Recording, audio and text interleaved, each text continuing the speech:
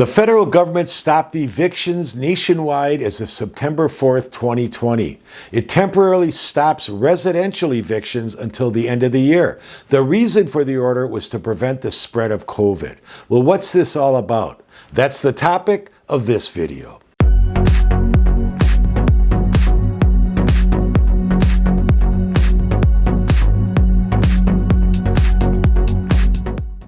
Hello again, everyone. I'm attorney Robert Flesses. Have you subscribed to my channel yet? Well, you should. If you want to find answers to different legal questions, subscribing to my channel makes it much easier for you to find me on YouTube. So let's talk about this moratorium. It protects residential tenants. But it's not a one-way street. It protects landlords too. And if you're a landlord, be careful. Stricter requirements can be imposed by local governments. The order doesn't relieve a tenant's obligation to pay rent or comply with the rules under a lease. The order doesn't stop a landlord from collecting late fees or other penalties if a tenant fails to pay rent. It doesn't even stop foreclosures. A tenant just can't do nothing and ignore paying rent. It doesn't work that way. The order clearly states that a tenant must make their best effort to obtain government rent assistance if they can't pay the rent, period. If a tenant can't find government assistance, then they have to sign what's called a declaration, and the tenant is signing it under the penalty of perjury. The signed declaration is delivered to your landlord, and all adults that live in the unit should sign this declaration. By completing the declaration and delivering it to your landlord, then you're protecting yourself from eviction until December 31st, 2020, unless the order is extended by the government.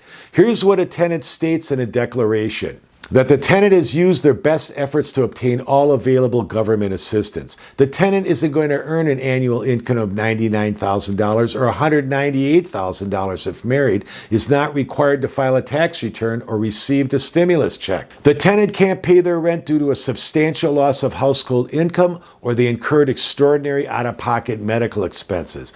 The tenant is making their best effort to make timely partial payments.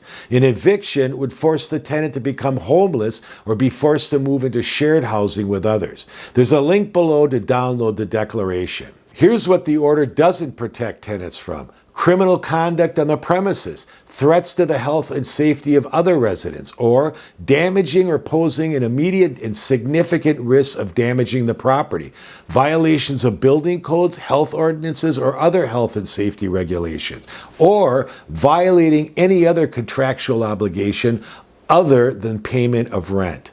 Now, here are the penalties if a landlord violates this order. Up to $100,000 if the eviction does not result in a tenant's death and/or 1 year in jail. If a violation does result in somebody's death, then the fine increases up to $250,000 and/or 1 year in jail. And organizations and companies aren't exempt either. Those entities in violation are subject to fines of $200,000 per event when there's no death involved, or $500,000 per event if the violation results in somebody's death. Here's the linchpin. The federal government has provided millions of dollars to states and municipalities intended to be used for rent assistance. There's plenty of money out there available to pay your landlord. Tenants who can't pay their rent need to immediately locate these government rent assistance resources by calling their state and local governments. More importantly, if you're a landlord, it would be very wise to find the government resources in your area that provide this assistance and give this information to your tenants. You're helping yourself. Do you want to get paid? I'm attorney Robert Flesses. Remember to subscribe. Thanks for watching, and I'll see you in the next video.